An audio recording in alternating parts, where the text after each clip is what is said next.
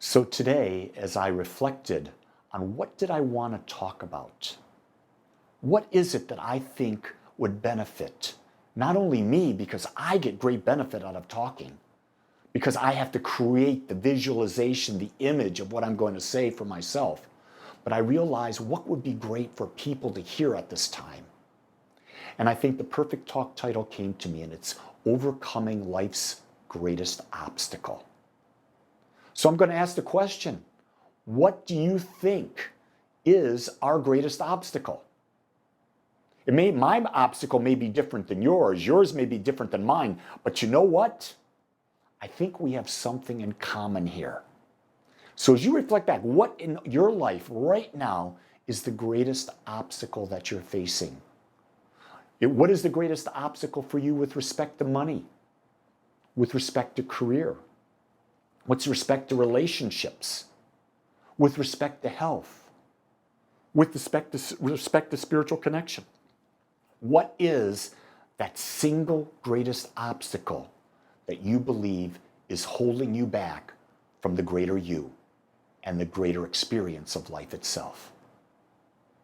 Here's what I came up with. We are. I am the greatest obstacle in my life, and you are your greatest obstacle in your life.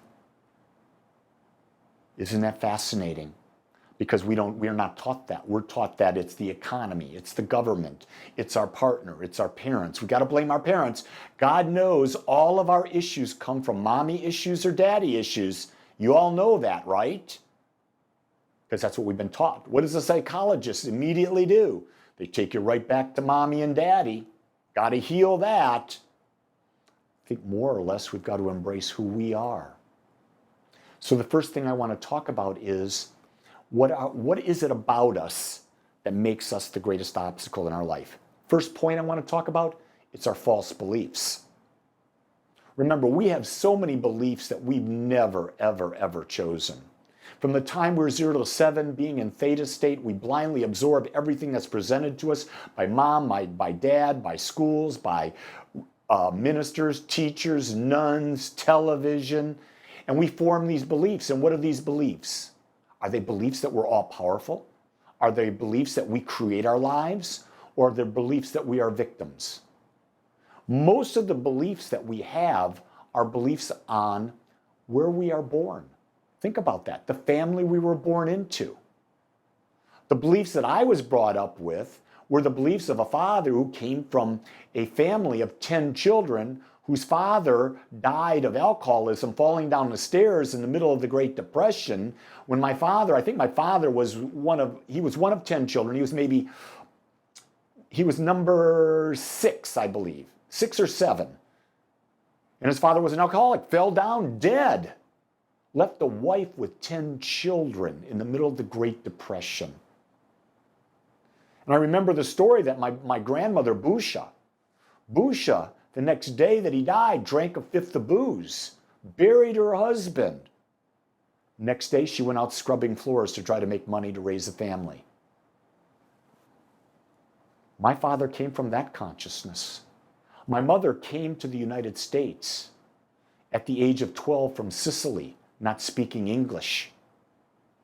Think about the beliefs that my mother brought in. And then, what did they do? They got married. A Polish person and an Italian person got married. That was taboo. And so the beliefs that they had were the beliefs that I was raised in. And they weren't true. They were just beliefs that they had. And so what I had to do, my life was about unlearning those false beliefs, seeing those beliefs that are false, letting go of them and building new beliefs. Because until you build new beliefs, it's not going to change. In my house, there was a belief that if you were yelled at, that was considered love. In my house, we never said, I love you. Because you don't need to say that. You should just know that. I had to overcome those false beliefs. And I was the one who changed that in my family. My dad was 65 years old, was the first time I looked at my dad and I said, Dad, I love you. And it caught him so off guard because he wasn't used to hearing that. And I built that same habit up with my mother, who never said I love you. But by the time my mother and I's relationship expanded, there was love every time we talked. And then I bring that into the family that I have. My wife knows I love her because I tell her I love her. My sons know I love them because I tell them I love them. My granddaughter knows I love her because I'm constantly telling her I love her. And when I tell someone I love them, I'm telling them I accept them as they are. You see, love is not this unconditional thing that people live up and meet our values. Love is we accept people as they are. If you're not accepting them as they are, it's not love. That's a false belief that love is something infatuating. Love is something romantic. That's not what love is. Love is acceptance. Romance is different. Infatuation is different. But love is pure acceptance. The next thing we have to do is, like our false beliefs, what about our limiting beliefs? You know, if you're brought up in the ghetto of a Polish community, your limiting belief is that you're going to work in the factory, and your big days are going to be when you go to your bowling league and you're drinking pitchers of beer at night, bowling with all your cousins and your relatives. That's what you do. If you're Italian, you've got a similar belief, except you're not drinking beer, you're drinking wine. That was the big difference I got. And the difference was the food. Polish gatherings, it was all about pierogis and guamki and kapusta and sharnina. On the Italian side, it was about ravioli, a pasta, bruschetta, things of that nature, chicken cacciatore on a very rare occasion. So you can see there are differences, but they were limiting. Next, here's one of the greatest things that holds us back: our belief that what we're looking for is outside of us. Our belief that we need someone else to make us whole. Our belief that we need to be a part of a group of people so that we can be supported and feel self-worth. It's one of the greatest reasons gang exists, because in the areas where gangs exist, the family is so broken that people are looking to plug in, so they plug into a gang, and then they do whatever the gang wants them to do so that they can feel accepted. What if we taught these children, these young adults, that acceptance comes from within them? It doesn't come from outside of us. That here's the thing, folks. The love you feel inside is the love you bring to your relationships. It's not the love that people give you that cause you to love back. You bring it to the table. No one else. You bring it to the table. And so we've got to stop. Look, and here's the greatest thing. Well, how does consumerism take off today? Because we're looking for those things on the outside. Shoes, clothing, houses, furniture. It was fascinating. You can go into Nebraska Furniture Mart, middle of the coronavirus, just as busy as ever. People want things. People look to things to fulfill them. People are willing to go into debt for things. Things that as soon as they get them, no longer fill the void. Isn't that interesting? So we've got a belief that we seek things outside of ourselves to fulfill us. Not a good belief to have. Here's another one. Our belief that we are powerless. I don't have the power to do that. I can't earn more than $50,000 a year. I'm not good enough for that. I'm not worthy of having a relationship that's based on true love. We're taught we don't have the power, and yet spiritually we're taught we do have the power. The master teacher Jesus said, "It is done unto us as you believe." Just take that statement, those 8 words. It is done unto us as we believe. Change your belief. Then it'll be done unto you differently. Become a different man. Become a different woman. What did Jesus go on to say? He said, "It is the Father within me who does this work." He was saying it was not him. It wasn't Jesus that did the work. It was the power within him. The same power that's within you. Because he did follow up and he said this. "This I do, and you can do and more." So he was giving us an example of what it was to create. See, Jesus was a teacher. He wasn't an exception. He had discovered these spiritual principles that could be used in the human form, and he was giving us the code, the key, the laws of the universe that we can use to claim our power back. And we claim our power back by knowing that our beliefs create. Here's the other thing we lose our environment to, and I've touched on these things briefly. We lose our power by our environment because we buy into the environment we're in. It's the physical environment, where we live, the type of house we're in, the type of family we're associated with. It's our mental environment. What kind of schools do we go to? What are the things that we study?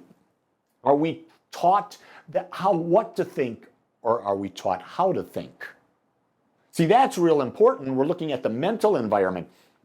Are you in an environment where you're taught that the power is within you, and by God, we're going to teach you what to think?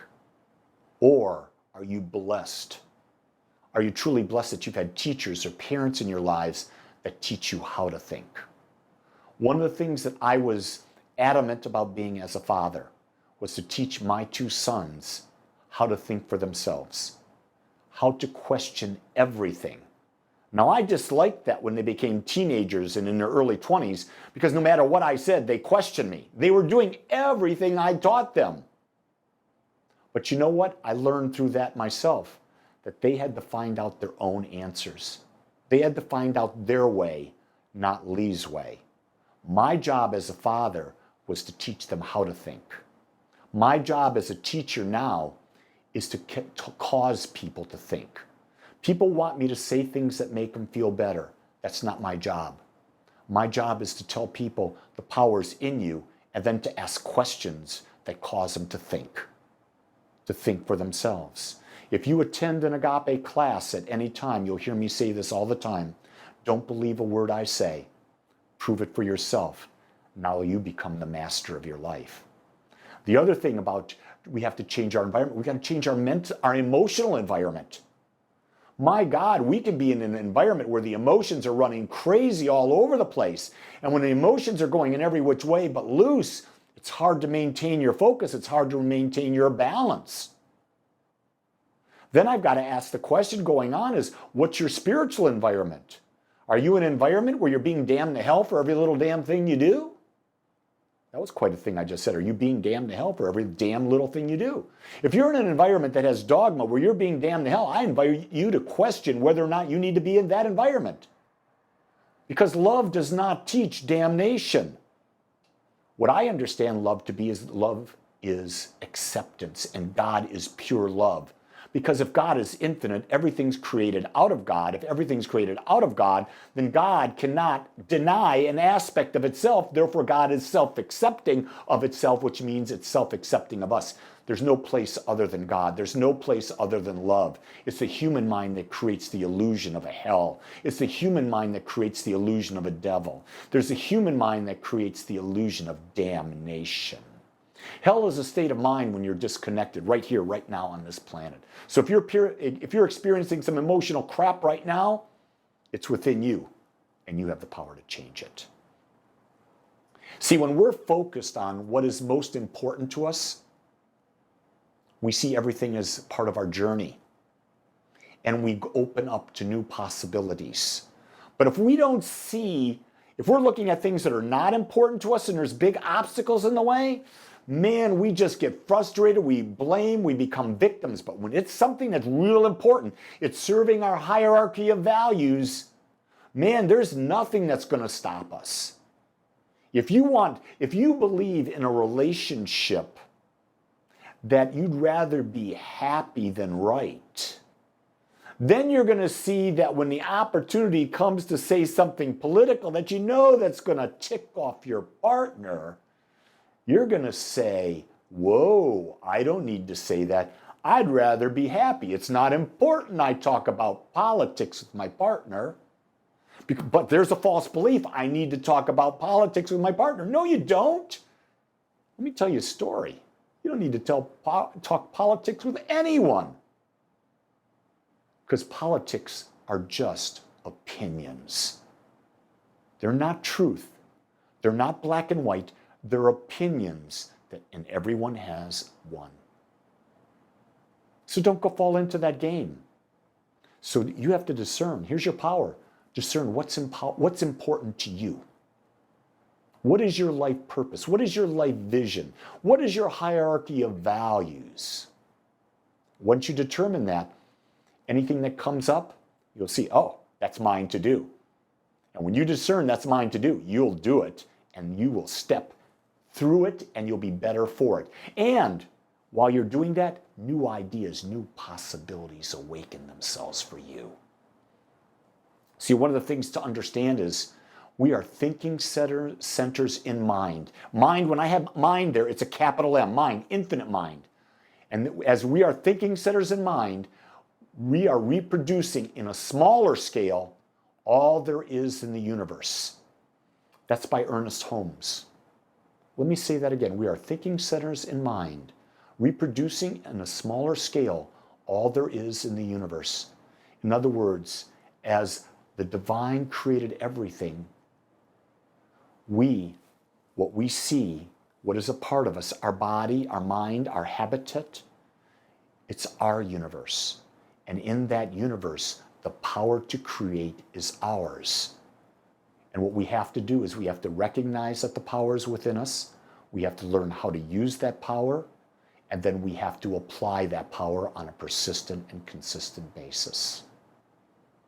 The practice I want to come back to today and leave you with today is, if you are not meditating yet, I highly invite you to begin a daily meditation process.